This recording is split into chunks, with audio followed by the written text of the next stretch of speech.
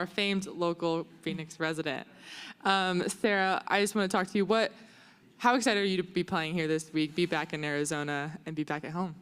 Yeah, this tournament here has meant so much to me since I was a young girl.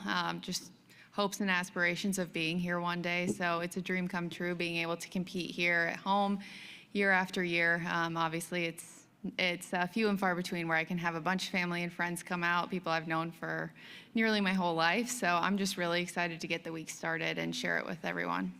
So you lived here growing up. You went to South Carolina for school. What made you come back to this area and be back here? Yeah, I've spent my first 18 years here and kind of took it for granted. You don't realize how amazing it is until you leave. And I think when I was in school, I think I always kind of knew I wanted to come back, especially if I was going to try and play professional golf. And there's really no place like home once I was away from it. I spent my first year post-grad in South Carolina still, and then just had the itch to come back. And there's really no place like home. And we'll see if I ever leave. So being the local here, have you gotten a lot of asked for recommendations from players and things like that?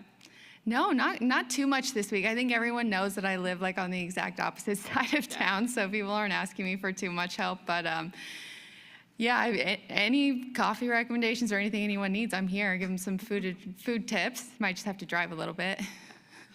All right, a couple more from me, and then I'll open it up. Talking here at Whirlwind Golf Club this week, what are your past experiences here, and what are your thoughts on this course in general? Yeah, it's cool. I mean, just some junior events here, played here a decent amount when I was younger.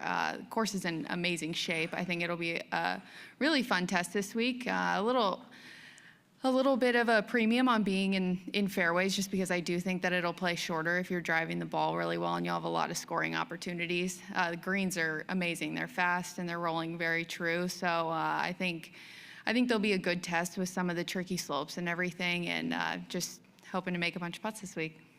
And we're here at the Ford Championship, second annual edition of this event. Can you just speak to Ford's support of this event and what you've seen over the past 2 years with this event and their help? Yeah, it's amazing. I mean, Ford has obviously really bought into this tournament, bought into women's golf, and supporting us, supplying us with the courtesy cars at the beginning of the week, and then just a really top-tier event in terms of their support. You can really tell their presence out here and how much they care about giving us a really great week. So it's awesome to have them on board for a second year in a row, and hopefully a really long continued partnership with them. Any questions, Sarah? I know this event last year was part of a really solid run of golf for you that eventually led to you qualifying for the Solheim Cup. As you look ahead to the rest of 25 with the schedule picking up really at this event, what are just some of your goals? I mean, with so many of the things that you accomplished last year already on your resume. Yeah, I mean, obviously I've gotten to contention a lot last year. I'd like to check off a win. Get back into contention is first and foremost, and then complete it and be able to win. I feel like I'm at a point in my career where that's kind of the next step.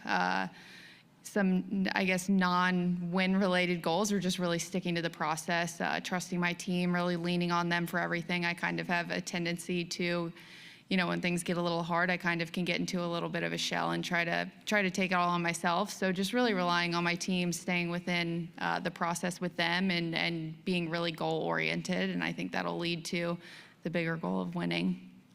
As the local, as the Phoenix native, what is it about desert golf that either makes it more challenging or makes it less challenging for somebody of your caliber?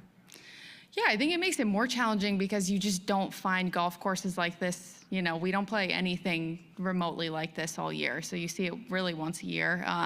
So it can be a little intimidating. Just, you see green grass, that's your fairway, and then you just see desert off to the side. So I think that can be a little intimidating if you're not quite used to it. I think that can kind of yield to bigger fairways. You can't have it all be desert.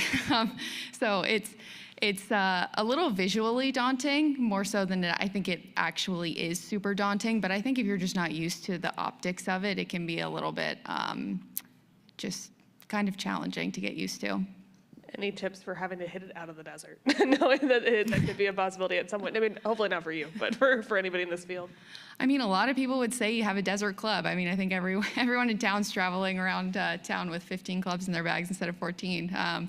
But yeah, I mean, just I guess don't pick the stupid shot. Just take your medicine, get out of trouble, and get back and play. Sarah, Nick King from Arizona's Family. Good to see you. Was this coming out here part of your rotation at all growing up? Did you play here much? You know, I think for like JGAA stuff, when I was younger, it's just being in the Moon Valley area. It's a little bit further away from home. So I would say like high school, college, not so much coming all the way out here. But I remember just like the facility, coming out to play a couple junior events and stuff like that. How much do you think about winning? Obviously been in the mix a bunch the last couple of years. How much does it consume you or not?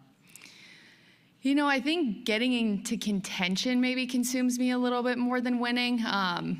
You know, so much has to go right for you in order to win a golf tournament. You've got to have a lot of stuff go, obviously, in your direction. But I think putting yourself in that position is really most important. The more you do it, the more you're comfortable with it, the more you're probably going to convert. So I think I've really begun to crave just getting under that kind of pressure where you're in contention and you're really fighting for a win. I would say that takes up more of, I guess, my mental.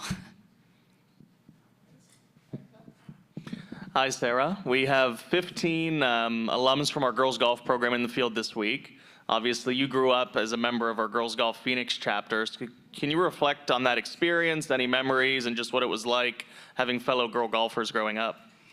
Yeah, I think girls golf really instills both aspects of the game. It teaches you a lot about competition, but it also teaches you how to really enjoy the competition, which I think it can be hard to come by. I mean, some of my fondest memories from girls golf was just how much fun it was, how many friends you made through it, all while competing kind of on the side of that too. So, I mean, my best memories are, you know, the little, 18, 9-hole events where I was out there with my friends. We were having a great time, and you tallied up the score at the end, but then you had a great time with your friends afterwards too. So I just think that was one of the biggest things I learned from going through the Phoenix chapter.